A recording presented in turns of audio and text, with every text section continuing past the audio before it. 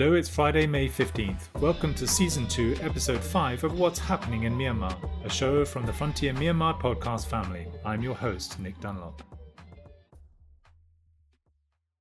ASEAN is divided over how to handle Myanmar. While Thailand pushes for full engagement with the military regime, Singapore and other maritime nations want a harder line. That tension played out last week during the ASEAN summit in the Philippines, where bloc leaders decided on a compromise. The regime's Foreign Minister Tim Monsue will attend July's ASEAN Foreign Ministers meeting, but only virtually.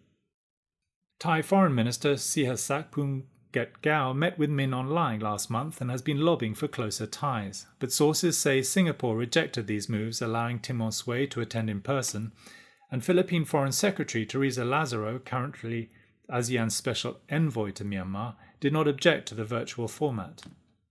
Philippine President Ferdinand Marcos Jr. said on Friday there is consensus that ASEAN must find new ways to move forward on Myanmar, calling the situation a tragedy when a family member is left out. But, he stressed, the bloc will stick to its 5-point consensus, including calls for a ceasefire and humanitarian access, which Min Aung agreed to in April 2021, but has ignored ever since. The Asian Network for Free Elections urged ASEAN leaders not to grant legitimacy to the regime's election, held in phases from December to January. In a statement on Friday, the monitoring group called for engagement with legitimate democratic actors, ethnic stakeholders and civil society, rather than the generals. Meanwhile, the military continues filling its ranks through conscription. In Sagaing region's Katha township, regime troops deployed since last month largely consist of newly conscripted youths from Yangon and Mandalay airdropped to bases after training. Last week, 50 men were abducted in Sagaing Shwebo town and sent to a military academy, prompting other men of conscription age in the area to go into hiding. The junta activated the People's Military Service Law in February 2024, requiring 2 years of service from men aged 18 to 35. With monthly quotas of 5,000 recruits, the junta may have conscripted up to 110,000 soldiers since 2024.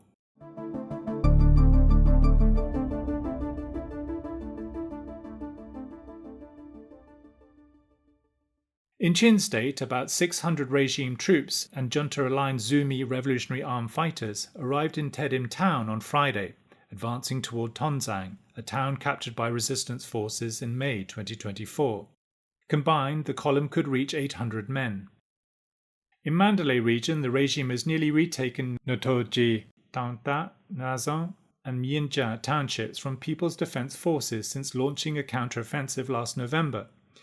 PDF fighters, outnumbered and outgunned, have retreated to Sagaing. 5,000 civilians from Myinja have fled to National Unity Government-controlled territory. Human rights abuses continue in northern Shan state. The Myanmar National Democratic Alliance Army, the Kokang armed group that controls Laokai, is demanding conscripts from villages in Kutkai township, threatening eviction for non-compliance. The MNDAA also arrested about 70 men in Lashio township for drug use, parading alleged criminals publicly to shame them. In Chiao Mai, a regime court sentenced a resident to 20 years in prison for serving the Ta'ang National Liberation Army's local administration before the town was retaken by the regime last year. At least 3 administrators have been detained for ties with the TNLA. On the diplomatic front, PEN America's Freedom to Write Index 2025 ranks Myanmar 10th worldwide for jailed writers, with 10 behind bars. The regime has also revoked media licenses for 3 more outlets, Mi Le'ete, Red News Agency and Asia Citizens.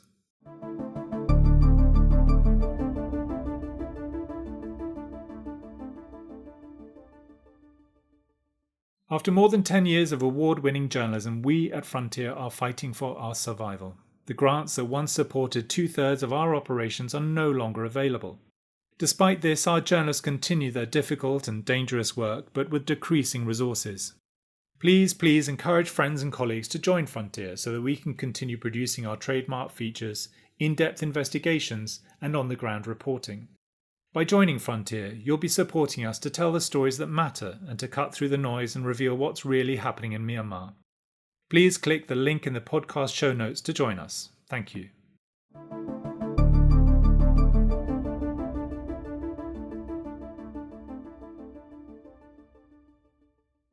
The regime published a draft anti-online scam law on Thursday, calling for public input before enactment.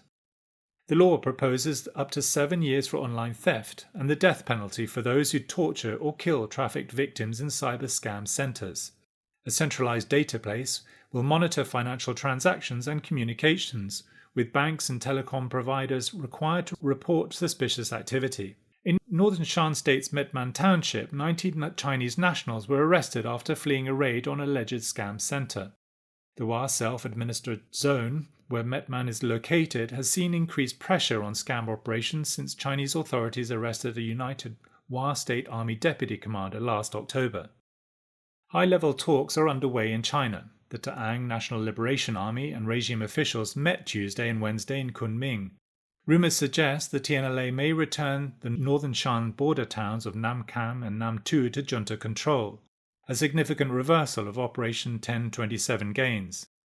The Myanmar National Democratic Alliance Army reportedly met regime officials on Sunday in Lashio to discuss military overflights and border fencing. Meanwhile, the regime is intensifying seizures of Chinese imports along the Mandalay to Sepor Highway, part of Min Online's first 100 days agenda. Transport operators say no Chinese products are getting through, causing prices to rise and forcing some businesses to suspend operations. Migrant workers sent home $5.6 billion last year, 38% of all foreign currency entering the country. But this lifeline comes with strings. Since September 2023, the regime has required workers to remit 25% of their earnings through official banks. Those who don't comply face passport blocks. The rule targets informal transfers suspected of funding the resistance while propping up the cash-strapped regime.